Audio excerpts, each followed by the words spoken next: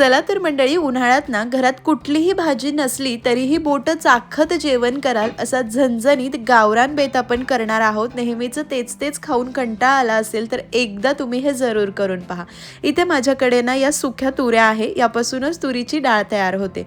1 वाटी सुक्या तुऱ्या मी रात्रभर पाण्यामध्ये भिजवून घेतल्या. या छान फुललेल्या आहे, फुगलेल्या आहे, यांना तुरीच्या घुगऱ्या म्हणतात. एकदा हे पाणी काढून स्वच्छ पाण्याने धुवून घेते. याची आपण मस्त झणझणीत चमचमीत भाजी करणार आहोत, जी भाकरी चपाती भात कशासोबतही अप्रतिम अशी लागते. या भिजलेल्या तुऱ्या आपल्याला कुकरमध्ये काढून घ्यायच्या आहे. या आमच्या शेतातल्या या वर्षीच्याच तुऱ्या आहे. तुमच्याकडे नसेल तर किराणा मालाच्या दुकानात सहज मिळतात. तुऱ्या घातल्या त्यानंतर यामध्ये आपल्याला गरजेनुसार पाणी आणि मीठ घालायचं आहे. आता LPGचा इतका प्रॉब्लेम आहे म्हणून आपण एकात एक 2 कामं करणार आहोत. म्हणजे भातसुद्धा यातच लावायचा आहे. तर स्टँड ठेवला, तांदूळ स्वच्छ धुवून कुकरच्या डब्यात काढला, त्यामध्ये गरजेनुसार पाणी मीठ आणि थोडंसं तेल घालायचं आहे. डबा नसेल तर तांब्यातसुद्धा भात लावू शकतात. आणि यावर मी झाकण ठेवणार आहे. तुम्हाला एखादी बीटाची वगैरे कोशिंबीर करायची असेल तर वरती बीट वाफवू शकतात. बटाटा हवं तर बटाटा सुद्धा ठेवून उकडू शकतात. वाफेचं वांग करायचं असेल तर ते सुद्धा ठेवू शकतात. आता मोठ्या आचेवर एक लो टू मीडियम फ्लेमवर 2 शिट्ट्या करून कुकरची वाफ जिरू देते. तुम्ही तुमच्या कुकरच्या गरजेप्रमाणे शिट्ट्या करू शकतात, पण तुऱ्या भिजलाय म्हणून जास्त शिट्ट्या करण्याची गरज नाही. 3 ते 4 शिट्ट्यांमध्ये मस्त शिजतात. आपला कुकर होतोय तोपर्यंत एक साधं ताजं वाटण करू. इथे 2 चमचे भाजलेले शेंगदाणे मिक्सर जारमध्ये घालायचे, अर्धा इंच आलं, 7-8 लसणीच्या पाकळ्या, अर्धा चमचा जिरे आणि 2 हिरव्या मिरच्या घातल्या. अर्धी लहान वाटी किसलेलं सुकं खोबरं घालायचंय. याला भाजण्याची वगैरे गरज नाही. थोडीशी कोथिंबीर घालायची आणि पाणी न घालता जमेल तितकं बारीक हे वाटण करून घ्यायचं.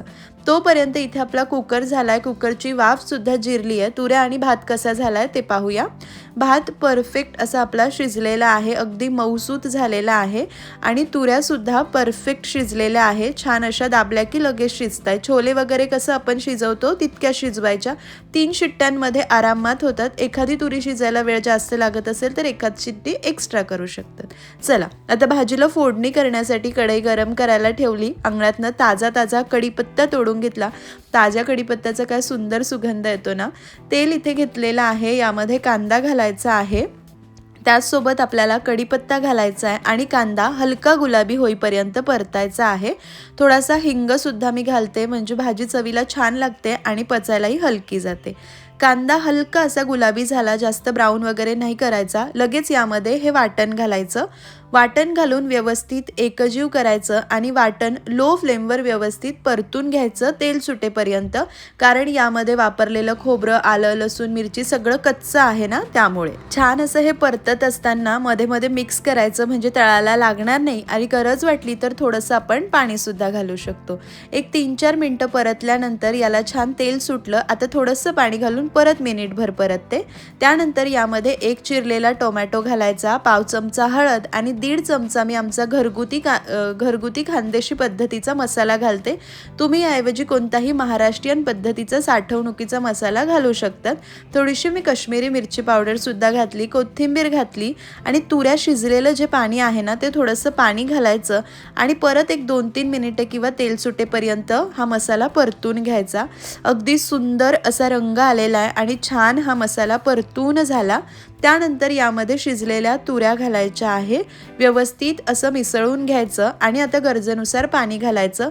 भाकरी भात चपाती सोबत मस्त चुरून खाता येईल अशी रस्सा भाजी करायची आहे. त्याच गरजेनुसार पाणी घाला, पण जास्त शिजवणार नाही आहे कारण तुऱ्या शिजलेल्याच आहे. थोडेसे टोमॅटो मी वरतून घालते, म्हणजे दाताखाली येतात तेव्हा छान लागतात.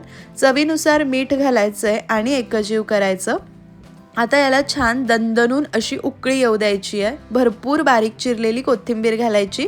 फक्त एक गोष्ट लक्षात घ्या की गरम पाणी घालायचं, गार पाणी घालू नका. रंग काय सुरेख आलेला आहे, तुम्ही पाहू शकतात. छान अशी उकळी आली की गॅस कमी करायचा. झाकण न ठेवता 7 ते 8 मिनटं भाजी उकळून घ्यायची. त्यानंतर आपली मस्त अख्ख्या तुऱ्यांची रस्सा भाजी तयार होते. तर एक 8-9 मिनटं मी उकळून घेतलं, गॅस बंद केला. सुंदर अशी झणझणीत चमचमीत तुरीची रस्सा भाजी तयार झाली. इतका सुंदर सुगंध येतोय ना, मी तुम्हाला शब्दात सांगू शकत नाही. ही भाजी ना तुम्ही डायरेक्ट मसाला तयार करून डायरेक्ट कुकरला फोडणी देऊन केली ना तरीही चालते बरं का. तुम्हाला वाटेल तशी तुम्ही करून पाहू शकतात. मी यासोबत आज ज्वारीची भाकरी, भात आणि भरपूर सलाद सर्व्ह केलाय. मंडळी, आजची रेसिपी तुम्हाला कशी वाटली कमेंट करून जरूर कळवा. तुम्ही करतात का तुऱ्यांची भाजी ते सुद्धा सांगा. करत नसाल तर एकदा जरूर करा. रेसिपी आवडली तर लाईक, शेअर आणि चॅनलला सबस्क्राईब नक्की करा.